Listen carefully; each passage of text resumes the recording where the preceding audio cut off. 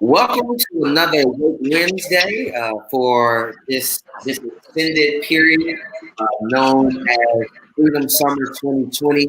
Each Wednesday, we have gathered in this cider room to have very consequential conversations about Black lives, about the Black vote. And about the future of our democracy. And I'm grateful that we get to continue this conversation today, thinking deeply about criminal justice, about youth justice, particularly. I hope will come up as well. But it goes without saying that we live in a country that is now 4% of the world's population, but it's 25% of the world's prison population. It is interesting that those very same numbers are also true for our coronavirus cases. We are 4% of the world's population, but we have 25% of the world's cases. And I think that kind of eerie similarity is indicative of something that is deeply wrong, something that is deeply unwell about our democracy. And it is my hope that this conversation with these three amazing thought partners will be an opportunity for us to think about the role that Black faith communities can play in protecting our democracy, but particularly how the criminal justice system is intentional about shrinking the democratic participation. And so ending mass incarceration, having some very real abolitionist conversations about the criminal justice system is in service of expanding and protecting democracy, because it is clear when we protect and we expand the rights of Black people, we are protecting and expanding the integrity of our democracy. And so I'm grateful today that we have Kirstina, who is with us. She's a resident of New York City, and she currently works for one of the state senators, a Black state senator from our area, and we're excited about the awesome expertise that she brings as a lawyer, as a community organizer, and as a political staffer. So we're grateful to have Kirstina. We are grateful to have Reverend Catherine with us today, who is pastoring in Massachusetts. She pastors in Springfield, Massachusetts, as a part of the United Methodist Church.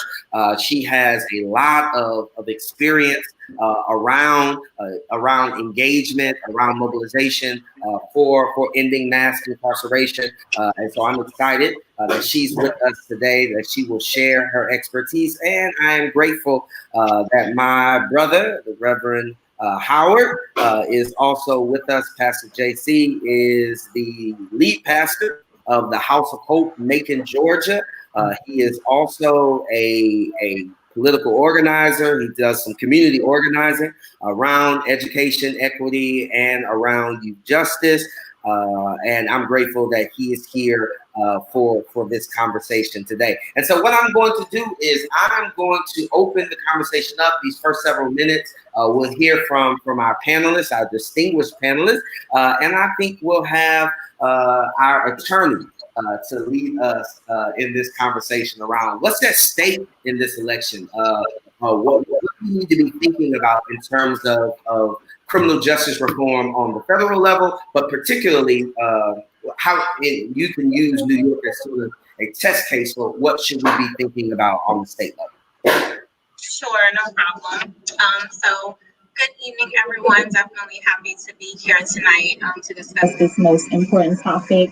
What I will say what's at stake in 2020 is the future of the country that we want to create, right? That is on the ballot in 2020. And so I've been reading a lot about, just kind of the path that this country is on. And so I think what people need to understand is that all of the resistance that we're experiencing on a democratic level, on a political level, is to basically silence and compress the power of Black and Brown people, because in 2045, we will be the majority in this country. And so what they are seeking to do is to compress our power so that we can ultimately get this country to a place of radical transformation. And so that's what's at stake in 2020 in this particular election. What I will say is that we've been daily inundated right, with the images of, children being separated at the border. We're daily being inundated, right, with all of the police brutality that's going on in this country. And so we can't wait another 4 years for someone else to get in office and to create the necessary reform that we need. So on a federal level, right, there's the Justice and Policing Act, which is now called, which is now titled the George Floyd Justice and Policing Act. And so if you look that act up, it lets you know that it passed the House, but it has not passed the Senate, and therefore the president cannot sign it, right? And so we need that to take place on a federal level, and with the composition that we have in the Senate and who we have in the White House, this bill will not get passed, and we will not see police reform like we need to in this country. What I will also say is on the ballot is like state offices, right? So I live in New York City. I work for a state elected official, and so he's on the ballot in November, along with his other Senate colleagues, along with his other Assembly colleagues. And so when it comes to police reform and all of those different things, those are actually heavily state issues or whatever. And so there's a lot of power that can happen on a state level if you have the right people in place. So I'll just briefly share how like what passed this year based on the composition that's in the state assembly and the state senate in New York.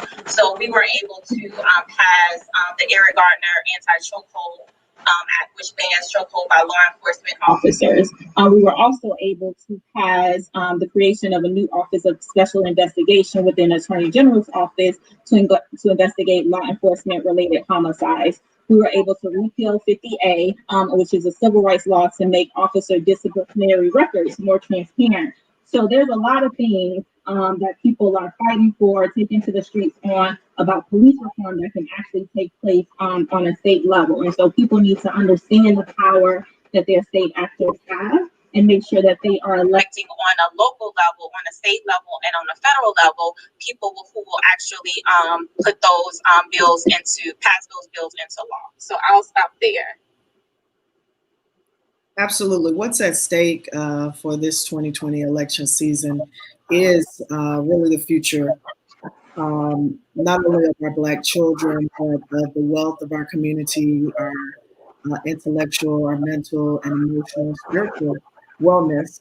One of the things that we've been focused on at United Methodist Women has been looking at push out the criminalization of Black girls. And oftentimes we do see Black boys are over suspended starting at preschool levels, going through elementary and so forth for behavioral issues, or sometimes something as simple as how their hair is cropped for that day. And that starts a long cycle of apathy and agitation in our children, even in our school systems. And so we have to look at the ways that we are focusing on decentering racism, uplifting the ways that white supremacy continues to be woven throughout the curriculum. It's important because who we elect in office often determines who's on our school board, what type of school materials are we studying.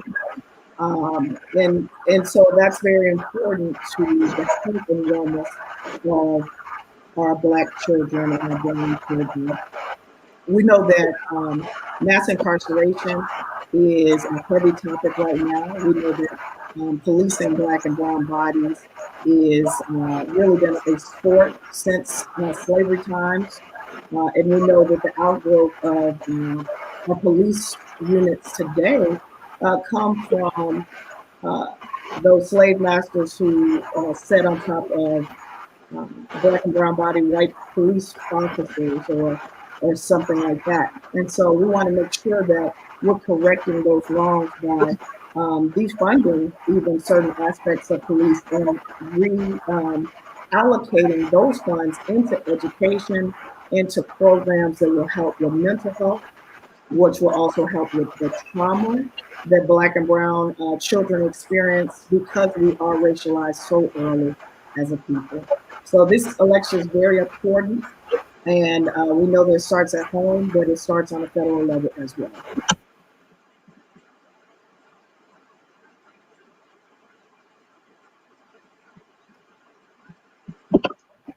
One of the things I wanted to lift up as far as we're looking at the suspension rates of children in Boston and in New York from the African American Policy Forum, Black boys are suspended 3 times more than white boys, and Black girls are suspended at 6 times the rate of white girls. But when we look at the bigger picture, we see that the rise of suspension rates for all ethnicities that are non-white are in 20% when you include boys and girls together. And so that's what's really feeding this preschool to prison pipeline, is that it's starting in our school systems. And if we don't use the same methods that we're using with the police forces of drawing their attention to how white supremacy is and unconscious bias is just in the water of what we do, we will continue this cycle of criminalization starting in our school systems. I think an important question is thinking about, so we all hear about these zero tolerance policies, right? We all keep hearing about how, Black girls, particularly dark-skinned Black girls, are being pushed out of the classroom at alarming rates. We hear how what generally used to be sort of in-school disciplinary action has now been outsourced to police departments. We know that our schools, for some good reasons and for some bad reasons, our schools are hyper metal.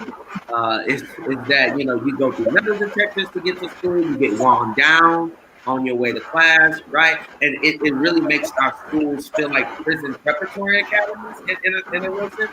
My question is, what can community folks do to stop or to change these zero tolerance policies? Either one of you will have some insight on what we could be doing to impact those zero tolerance policies. Well, it starts with your school committee boards. Making sure that who you're voting for, you're holding them accountable. It starts with going to your PTO and PTA meetings where you are holding principals and teachers accountable to these type of over-policing policies and really not developing a relationship with the children. When we go to zero tolerance policies, so often these schools are focused on behavior of students and not a relationship with students. Whereas in the 80s and 90s when we grew up, there was more of a relationship and a connection with every child, and that every child was promoted and encouraged to succeed and do their best. Now it's how well can they sit down and be quiet and learn the steps. And so it's very important that we are going after the school committee members, principals, teachers, and using our vote responsibly. So what I'll say is that I know, like, specifically I live in Harlem, right? And so there was a situation where after school kids were like going into like different shops and bodegas. What was said, the story was, I'm not gonna say if this is true or not, I didn't witness it, was that they were like, stealing things, they were being disruptive and different things like that. And so what ended up happening was some of the residents in the community was like, we have to do something about this, right? So our office connected with the superintendent for District 5 schools. We got together with the NAACP and some other civil rights groups who are involved in educational justice. So, for example, the New York State New York State president for the NAACP, actually lives in Harlem. So, she's always on the ground here working on different things. We brought kids in, we brought the shopkeepers in. And so one of the things that the school talked to us about was the fact that they were engaged in restorative justice practices at those neighboring schools, right? So like, what were they doing during the school day that I guess push the children to not have to deal with like retribution and different things like that, but how do we manage their anger? How do we help them to be like kind with one another and stuff like that in order to help them to be able to deal with like life situations? And so I think when you talk about like zero tolerance policies, what you really need is to have those individuals in the school. You need to have the school superintendents, the DOE, focus on that particular type of policy where we're not sending kids to jail. What we're doing is we're trying to engage in restorative justice practices and teach them the tools that they need so that they won't end up in that particular situation. That's what I would say.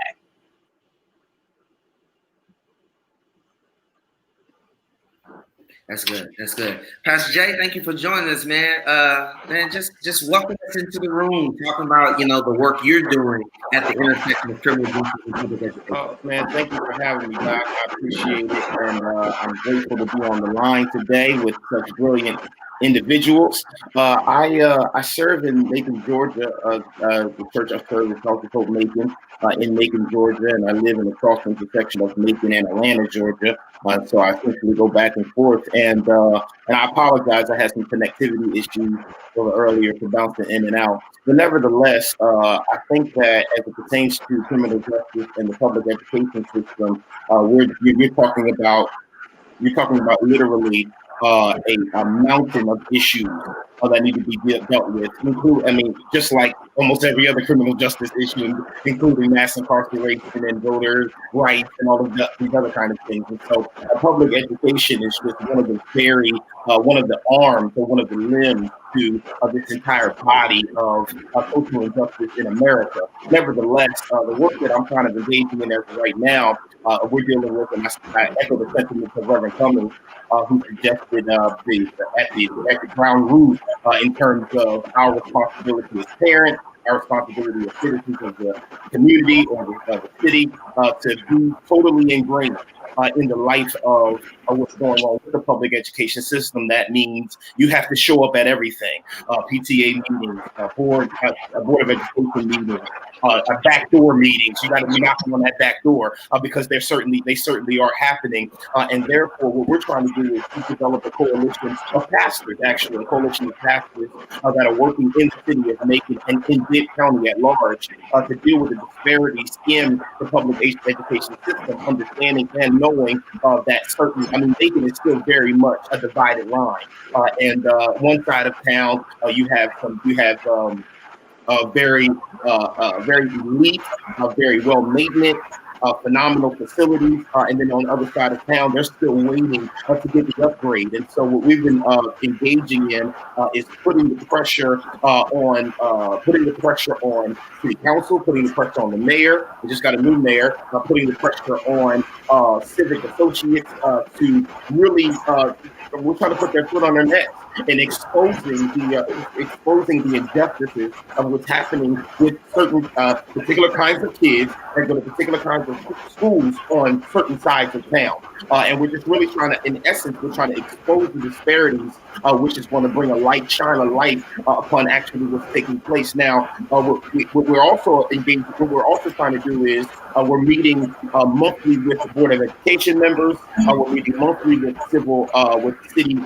city council workers in order to also expose the way in which Ms. Dozer, what she was talking about in regards to the zero tolerance policies, suspension rates, in-school suspension rates would literally take our kids out of classrooms and they give them a packet to color or whatever have you for 3 days. The rates in which African American, Black and brown students are literally being penalized for particular kinds of kinds of insubordinate acts as compared to their white counterparts who are not getting any kind of penalization, or if they are, it's very minute. It is extremely small in comparison to what's going on to black and brown kids. Not only that, but we see black and brown kids at such a higher percentage that literally are skipping suspension. They're skipping in-school suspension, and they're being suspended for 10 days or more, or literally they're being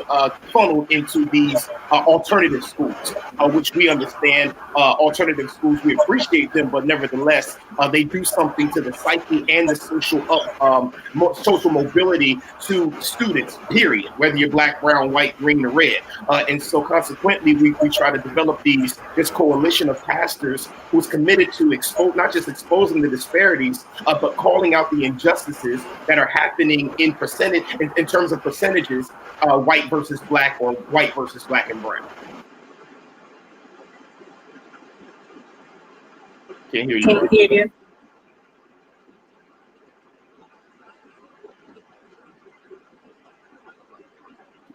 I think one of the interesting things that I think there's an intersection here that I would love for us to think through. When we think about youth justice in particular, there are still, there are still 5 or 6 states that actually put teenagers in adult facilities. They define teenagers as adults. I mean, New York is one of the ones that recently recently abolished that word. But I know in places like my home state, Texas, I know places like Georgia, where you are, Pastor Casey, 16 or 17-year-olds actually still be placed in adult facilities. And all the research has been clear about what that does to the development, what that does to the kind of rehabilitative myth that we want to believe prisons and jails are actually about, is that we find that putting children in adult facilities is actually counter to the work of rehabilitation, counter to the work of justice, counter to the work of the affairs of justice. Let's just talk, and we can do this broadly. Let's just talk broadly about the over-criminalization of young Black, brown children, right? So much so that you have these laws on the book that undoubtedly impact, disproportionately impact children of youth of color more than white children. So, do you all have any, very particularly, is there any outcry? Is there something on the ground happening in Georgia that can move that conversation around how we treat children who have committed crimes, or children that we think have committed crimes? Is there anything in Georgia that's calling out for repeal of that kind of law? Attorney Kirkland, can you think about what did it take for you all to actually get that law passed? I know that was something we were working on when I lived in New York, and it didn't happen until 2017. Didn't really go into effect until 18 maybe. But I mean, we're talking about decades of people doing this work to repeal these laws that are overly punitive to children. Is there anything happening on the ground where you are, Pastor Jay? Is there anything that we can learn as a nation that we can actually make that illegal? Kat and Reverend Kat and Christina, how should we be thinking about laws that are that are cruel and unusual for children? So I'll jump in really quickly. So in terms of, as you stated, New York recently raised the age on, as it pertains, it's basically, it's called raise the age or whatever. So not having, children, incarcerated with adults or whatever. And so I remember that campaign. My understanding is that it actually took 10 years to a full decade to get that law passed in what people believe is a truly progressive state, right? And so I'm just going to keep, directing the people back to elections and how much elections matter.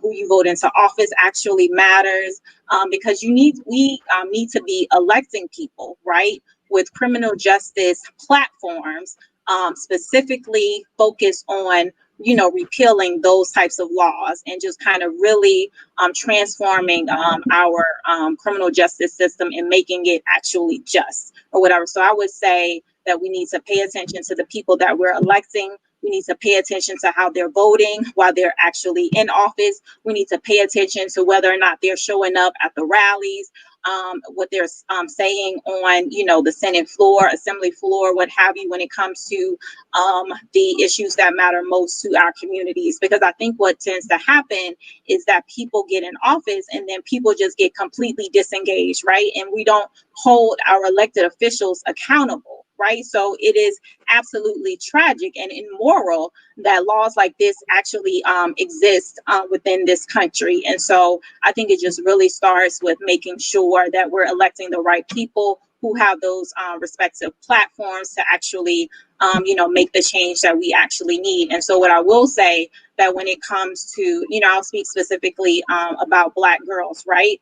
There's been, Monique Morris wrote a really great book talking specifically about the over-criminalization of Black girls and how, we don't see Black girls as girls, we over-sexualize them and different things like that. If you think about the case with Centoya Brown, in terms of being able to, get her clemency and different things like that, it's just like we as, people tend to not view Black girls as young people, and we don't see their humanity, and that needs to actually change in this country. Definitely, the criminalization of our youth really is a human rights violation, and we see these harsh laws over policing in our community. It translates later to them coming into prison sooner and really being further traumatized. And so you have Black and brown people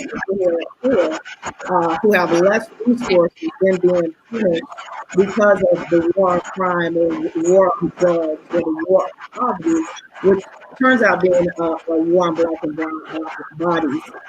This past weekend at the church, we had a Massachusetts chapter against the death penalty, and basically they were uplifting that how even though Massachusetts is so progressive, we are right behind Louisiana with the death penalty or being able to die in prison without the possibility of parole, where Louisiana is 13%, number one in the nation. Massachusetts here is at 11%. And this could be for crimes such as joint venture, where teenagers might be hopping in a car and going along with friends, did not commit the crime, but was actually present or in the vicinity thereof, and they are being convicted of having conviction rates of life without the possibility of parole. And often you see the bodies in the room are not white bodies; they are young Black men and young Black women. And so it's these laws that we have to come through, as Willie said, and take those Black codes off the book, some of these slave codes, some of these archaic laws that have criminalized America so long.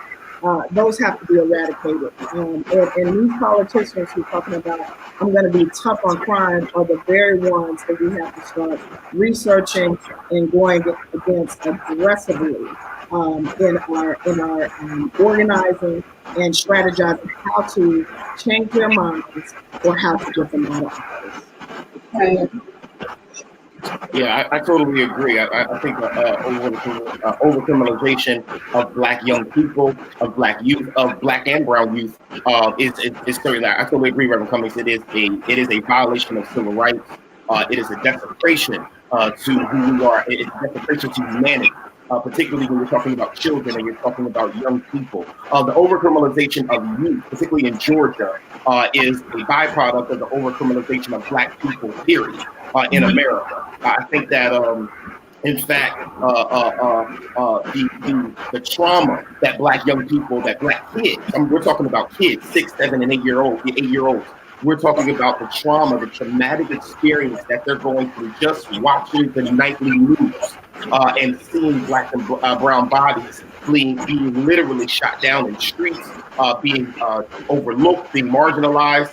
It plays into the overall psychological condition in which they are trying to live, and consequently, there was an interesting, it was a social media video that went viral just a few months ago, and it was a little Black young boy playing basketball in his driveway, and a cop was coming down the street, and he hid behind his parents' car because he didn't want the police officer to see him, and peeked around the car to see if the car went by, and then went back to playing basketball. Nobody prompted him to do this. Nobody told him to do this. He just happened to get caught on the houses, on the parents' Ring doorbell or whatever have you. This young Black boy, who couldn't have been more than 10 years old, was conscious enough to understand that my life is at risk with police just riding down the street.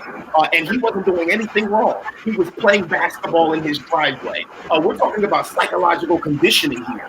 And that psyche does not just resonate and stay in the neighborhoods in which these young people come from. It goes into the school with them, wherever that school may be. It goes into the school, it goes into the church, it goes into whatever these various institutions in which these young African American and brown American young people have to exist. Therefore, with that particular kind of psychological conditioning, now you're dealing with, from a young age, a particular kind of distrust between Black folk, Black kids, and the criminal justice system, the system in which it was created to try to protect them. And so now you're talking about the overcriminalization of young people, right?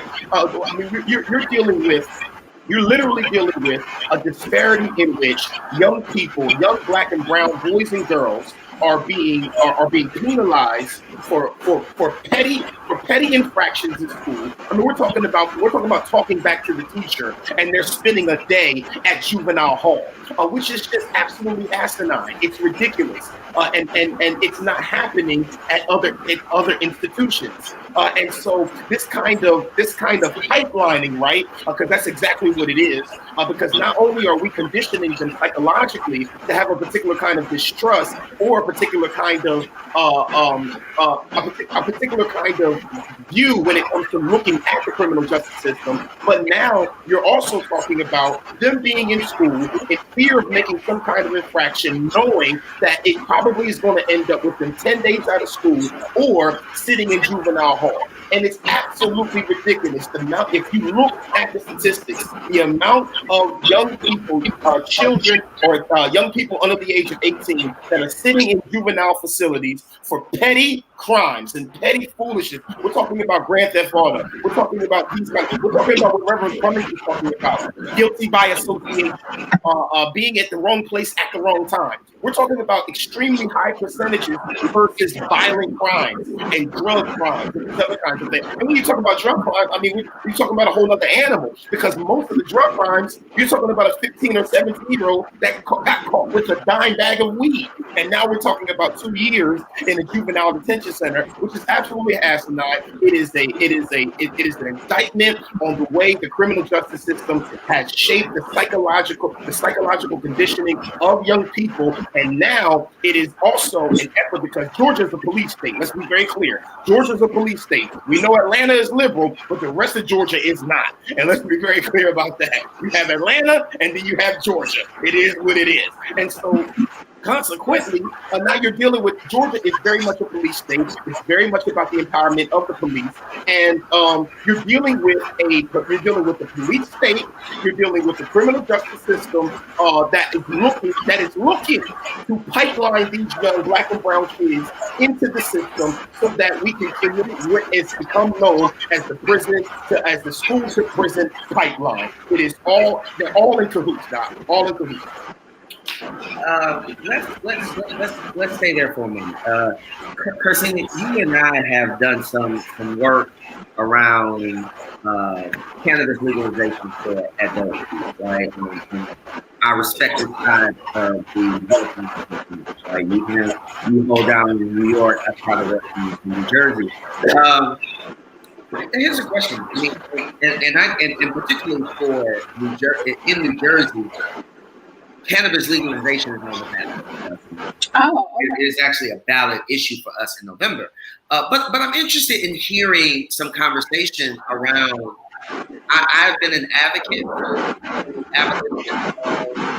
the prohibition of cannabis prohibition, but I'm interested in how do you think that kind of legalization, how will that impact the way our children are policed in school, right?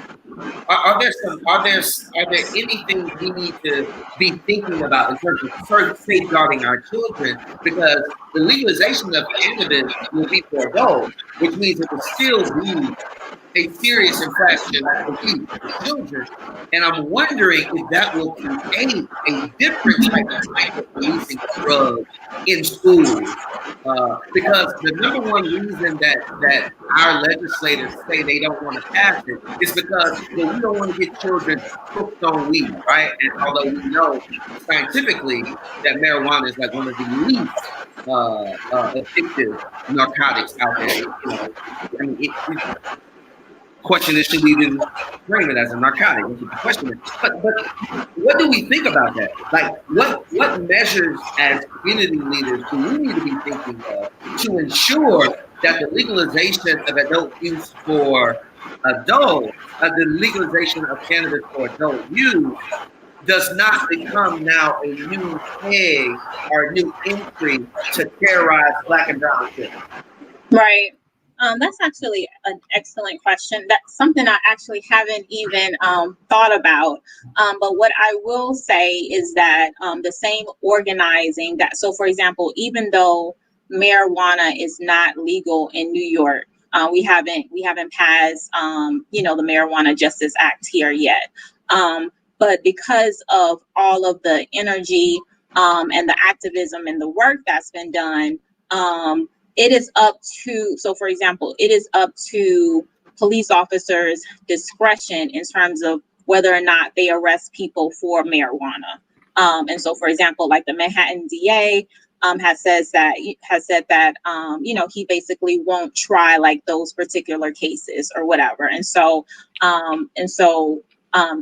people might get summonses at this point or whatever, but it's not something, that New York is, focused on, arresting people and sending people to jail for.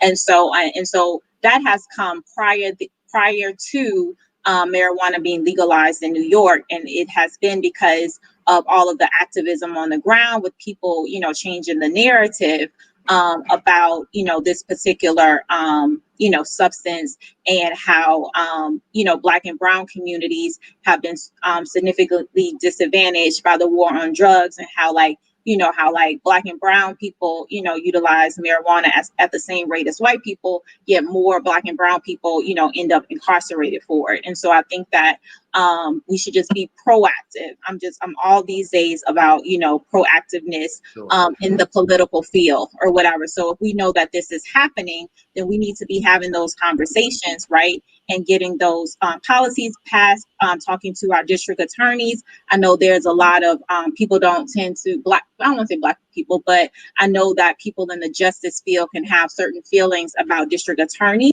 but I do think district attorneys should be advocated to in terms of, having certain policies as it relates to these types of things. So I think that talk to, your local district attorneys, have them not actually incarcerate young people in states where marijuana is legal and where it's not legal as well. I agree. In Massachusetts, marijuana is legal. And I would go a little further now that Massachusetts is legal. Cases going back 30, 50 years where people have been affected by that type of criminal record. It should be expected. Those things would help to free up their economic growth, would free up their ability to fully participate in the American project. And let's be very clear.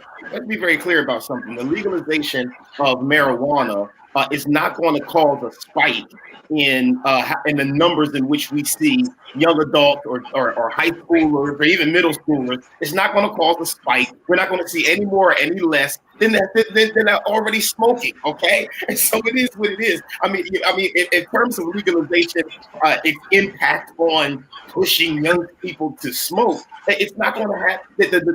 Statistically, we already see it in places like Massachusetts, in places like California, in places that have legalized marijuana. There's no major spike in youth smoking marijuana or bongs, all this other kind of stuff. We're not seeing drastic numbers rise in terms of youth smoking marijuana. The numbers are still the same. There are going to be no more, no less young people that have access to marijuana, smoking marijuana that there already are. That's number one. Number two, I applaud our northern states attorney Christina. We know that New York has definitely become a lot more lenient on marijuana use in the city. We know that, of course, in Massachusetts, marijuana is legal. I mean, even Florida, for Christ's sake, even Florida has at least legalized medical marijuana. But in these Southern Bible Belt, hillbilly Bob Thornton type states, like Georgia, Mississippi, Louisiana, and so on, Alabama, these states are so hell-bent on policing that I do believe it will hyper-escalate the way in which we target young people, particularly in the inner city or the cities of even rural areas. I believe it will hyper-escalate the attention that these young people get in terms of being targeted, particularly if you can't go after their daddy. Okay, if I can't go after the daddy, I'm going after the son. And so I believe that there will certainly be a hyper escalation in these kinds of places. In regards to talking about the Bible Belt South, I do believe there will be a hyper escalation as it pertains to hyper policing on young people in regards to marijuana use. But we're talking about the same percentage of marijuana used in young people that already existed pre-legalization. And so this is more of a conversation about what's going on in the community or what's going on in that young person's life, right? That they've been led to smoke marijuana at a young age. What's the deal on that? I totally agree also with Attorney Christina as it pertains to really linking with your local DA, with your district attorney in your area. To God be the glory, the new district attorney in Macon-Bibb County and a couple of the surrounding counties, Peach County, Crawford County. She is the first woman and the first African-American to be elected to the office of district attorney. She happens to be a member of our church. Her name is Anita Reynolds Howard, powerful sister. And I'm just so grateful because this coalition that we started with pastors in order to expose disparities in public schools, particularly Black and brown oriented or dominated public schools. We have really just had some serious conversations with her as it pertains to lowering the rates of locking up young kids who have no idea. They got into a fight, but they have no idea what juvenile detention center even looks like. And now they have to go spend 2 weeks there and go to an alternative school, which totally affects their social upwardability and totally affects their scholastic upwardability, because we know that the same information and the same scholastic work is not implemented in these institutions, which throws them literally a year or 2 years off track. And so working with your local DA, that's what we're doing right now, Francois. We're working with our DA to really just try to abolish it, period.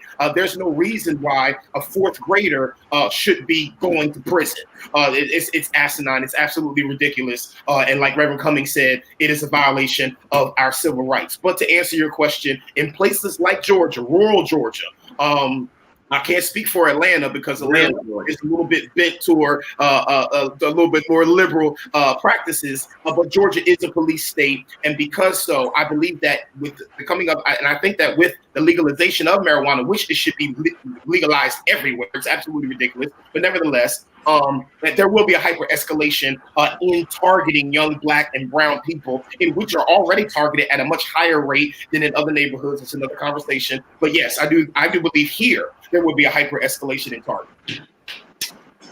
Good. All right, we are up against our time. I want to thank you. I want to thank you three for sharing so passionately and also so informatively about an area of criminal justice, particularly as it relates to youth, that we don't always create space to talk about during election years. But I think we've made the case about why state and local elections are so important. Particularly for the health of our communities and for the economic and political longevity of young black and brown people, which is often not a part of the conversation because we don't often think that one day, actually, it's probably the goal is for one day for these young black and brown kids to not become voters. I think that is part of the incentive for locking up some kids. But it is interesting to know how, I mean, these really are the future swing voters of the Democratic Party, these black and brown folks in these underprivileged communities, these under-resourced, underdeveloped community. So we're encouraging everyone. We're encouraging everyone to register to vote. You can go to thefreedomsummer.org, and at thefreedomsummer.org, click on register to vote, and there you can do three things. You can check your registration status. Do not take for granted that just because you were registered last year that you are still registered this year, particularly to the people who live in the state where Pastor JC lives. Yes. It will purge you from the role in a moment and you won't even know it. Ask Stacey Abrams why she's not the governor. It's a result of that. So you can check your voter registration status. You can also request an absentee ballot right there from that website, no matter what state you're in. And thirdly, you can start the process of registering to vote. So go to thefreedomsummer.org and make sure you check your status, make sure you request absentee if you need one, and make sure that you can start the process of registration in your state. Thank you so much for joining us today. We have one more week of Woke Wednesdays. I'm excited to sit down next week to talk about associate clergy in the movement for liberation and justice. So often we think that these are the senior pastor-led movements, and really these are movements that are fueled by a passionate, robust laity and strong associate clergy. And so we're going to talk to some associate clergy next week on how congregations can do this work and the role of non-pastor clergy in doing this work. So thank you, Christina. Thank you, JC. Thank you, Catherine, for sharing with us so powerfully today. So until we're back again next Wednesday for our final Woke Wednesday, peace.